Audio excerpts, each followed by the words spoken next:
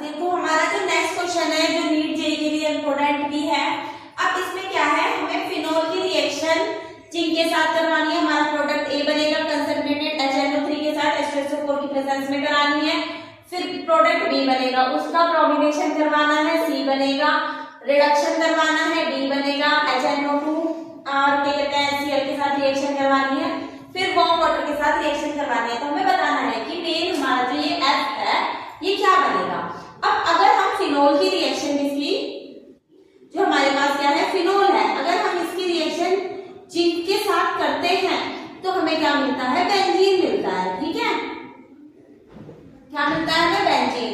अब इस बेंजीन की रिएक्शन जब मैं कंसंट्रेटेड HNO3 और H2SO4 के साथ करती हूँ तो करने के बाद हमें क्या मिलता है, बेंजीन के ऊपर NO2 लगा हुआ मिलता है, मतलब कि नाइट्रो बेंजीन मिलता है। अब इस नाइट्रो बेंजीन की रिएक्शन यहाँ पे क्या मिला, बेंजीन, और यहाँ पे क्या मिला हमें, नाइट्रो बेंजीन। अब इस नाइट्रो बेंजीन की रिएक्शन जब Br2 के साथ करवाती हूँ तो जो हमारा बीटा पोजीशन है Br2 के साथ करवाई तो बीटा पोजीशन पे हमारा Br आ जाता है। ठीक है, यहाँ पे तो NO2 ही है, ये बीटा सॉरी मेटा पोजीशन पे क्या आ जाता है हमारा, Br आ जाता है। अब इस Br का यहाँ पे क्या आएगा हमारा, ऐसे। अब इसकी रिएक्शन जब मैं किसके साथ करवाती हूँ, प्लेटिनम के साथ हाइड्रोजन के साथ रिएक्शन कराती हूँ, मतलब कि रिडक्शन करवाती हूँ। तो रिडक्शन करवाने के बाद जो हमारा प्रोडक्ट बनता है वो क्या बनता है हमारा, एमीन बनता है। बेंजीन के ऊपर NH2 और मेटा पोजीशन पे तो वही है अपना Br। ठीक है, अब इसकी HCl और HNO2 के साथ जब रिएक्शन कराते हैं तो डाइहाइड्रोजनेशन जिसे कहा भी सकते हैं, HCl और HNO2 के साथ करवाते हैं तो हमारा क्या जाता है, बेंजीन के ऊपर N2 और Cl आ जाता है और यहाँ पे तो अपना Br ही चल रहा है। फिर इसकी रिएक्शन जब हम वार्म वाटर के साथ करवा देते हैं तो ये क्या बना देता है, फिनोल को बना देता है। ठीक है, और Br जो बीटा पोजीशन मेटा पोजीशन है वहां पे हमारा क्या रहता है, Br ही रहता है। यहाँ पे क्या बन जाएगा हमारा NH2 और Br, और यहाँ पे क्या हो जाएगा हमारा N2Cl और Br तो यहाँ पे है, और यहाँ पे क्या बन जाएगा फिनोल और यहाँ पे Br। फिनोल से ही हमने ये बनाया, ये हमारा क्या है A, ये B बना, फिर ये C बना, ये D बना, ये E है और ये हमारा F है जो हमें मेन बनाना था। ओके, हमारा ये जो नेक्स्ट क्वेश्चन है ये भी हमारा नीट जेईई के लिए इंपॉर्टेंट है। Which of the following set of quantum number is not possible, कौन सा सेट है क्वांटम नंबर का जो पॉसिबल नहीं होगा, हमें वो बताना है। अब जो क्वांटम नंबर का सेट है जो पॉसिबल नहीं है इसके लिए हमें थोड़ी सी चीजें जाननी है।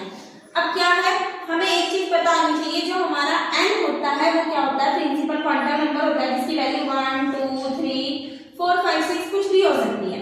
और जो हमारा l होता है इसकी वैल्यू 0 से लेके कहां तक होती है, n-1 तक। इससे मुझे ये पता चल गया कि जो मेरा l होता है वो कभी भी n की वैल्यू के इक्वल नहीं होगा, मतलब कि प्रिंसिपल क्वांटम नंबर और एजीम्यूथल क्वांटम नंबर कभी भी इक्वल नहीं होती है। नेक्स्ट क्या होता है हमारा, मैग्नेटिक क्वांटम नंबर होता है जिसे m से डिनोट किया जाता है, जिसकी वैल्यू -l से +l के बीच होती है। ठीक है, और इसके बाद तो s होता है, s हमारा स्पिन क्वांटम नंबर होता है जो +½ और -½ होता है। अब अगर मैं देखूं कि जो n है इसमें फर्स्ट वाले क्वेश्चन में हमें बताना है कि नॉट पॉसिबल है, n = 3। अगर n 3 है तो l क्या होगा, 2 हो सकता है, हाँ क्योंकि n-1 है। अगर n 3 है तो l मेरा 2 हो सकता है। और मैग्नेटिक क्वांटम नंबर क्या होगी, ये -l से +l तो -2 to -2 -1 0 फिर +1 और +2 कुछ भी हो सकती है तो कोई प्रॉब्लम नहीं है। और सर ये तो +½ और -½ होता है। नेक्स्ट ये 3 है, ये 1 भी हो सकता है, प्लस ये भी मामला सही है। इसमें देखो ये 3 ये 0 हो सकता है, ये भी सही है। लेकिन देखो यहाँ पे ये दोनों इक्वल है और इक्वल तो कभी हो ही नहीं सकते, ये मैंने आपको बताया था अभी। तो हमारा जो करेक्ट ऑप्शन है वो ऑप्शन नंबर 4 है। ओके, जो नेक्स्ट क्वेश्चन है वो क्या है, which among of the following compound can not act as a both oxidising as well as reducing agent. इनमें से कौन सा ऐसा कंपाउंड है जो ऑक्सीडाइजिंग और रिड्यूसिंग एजेंट की तरह यूज नहीं किया जा सकता, या तो उसका ऑक्सीडेशन हो रहा होगा या फिर उसका रिडक्शन हो रहा होगा।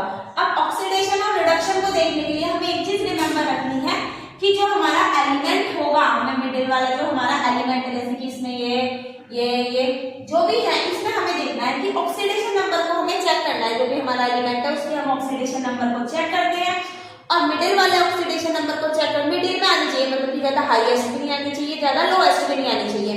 अगर मिडिल में आई तो वो दोनों तरीके को शो करेगा, मतलब कि उसका ऑक्सीडेशन भी हो सकता है और रिडक्शन भी। और अगर हाईएस्ट आएगी तो वो क्या करेगा, हमारे ऑक्सीडाइजिंग एजेंट की तरह यूज होगा, और अगर लोएस्ट आई तो वो रिड्यूसिंग एजेंट की तरह यूज होगा।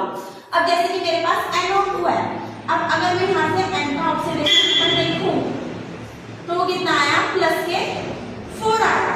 मिडिल वाली है कन्वर्ट सकती है। अगर मैं इसका देखूं किसका, सल्फर का, तो सल्फर का क्या आएगी ऑक्सीडेशन नंबर, 3 है, 6 हो गई, ये प्लस के 6 आएगी। अब ये जो सल्फर की प्लस के 6 है ये मैक्सिमम है, क्योंकि जो सल्फर होता है वो मैक्सिमम प्लस 6 को ही शो कर सकता है, ये प्लस 7 नहीं देगा कभी भी। और क्या कहते हैं, प्लस से नीचे 5, 2, 4, 3, 1 कुछ भी दे सकता है, मतलब कि ये जो इसके हाईएस्ट है। अब जिसके ऑक्सीडेशन नंबर क्या होगा, हाईएस्ट होता है, वो क्या दिखाता है, ऑक्सीडाइजिंग एजेंट की तरह यूज किया जाता है, और जिसका लोएस्ट होता है वो रिड्यूसिंग एजेंट की तरह यूज होगा। और ये क्या है, हाईएस्ट है, ऑक्सीडाइजिंग एजेंट की तरह यूज है, तो करेक्ट आंसर हमारा SO3 है। अगर हम Mn का देखें, मैंगनीज का, तो मैंगनीज के हमें रिमेंबर भी है कि जो Mn होता है उसका हाईएस्ट ऑक्सीडेशन नंबर +7 होता है।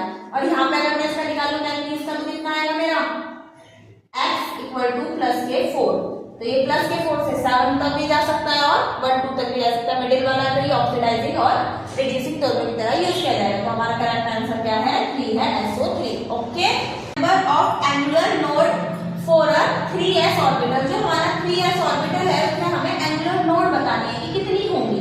अब एंगुलर नोड को बताने के लिए हमें कोई चीज को रिमेंबर रखनी पड़ेगी, ऐसे तो पता नहीं चलेगा।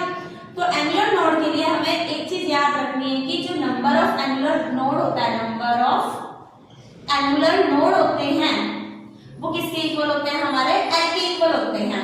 अब जो हमारा जो L की वैल्यू होती है, एक हमारे पास क्या होता है, S, P, D, F, T, तो ऑर्बिटल होते हैं।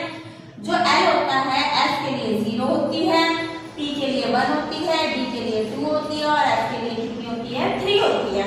अब हमारे को क्या दिया है, 3s ऑर्बिटल दिया है, तो S के लिए L की वैल्यू कितनी है, 0, तो आंसर करेक्ट क्या है हमारा, 0। ओके, ये याद रखना है, S के लिए 0, P के लिए 1 और D के लिए 2, F के लिए 3। ओके।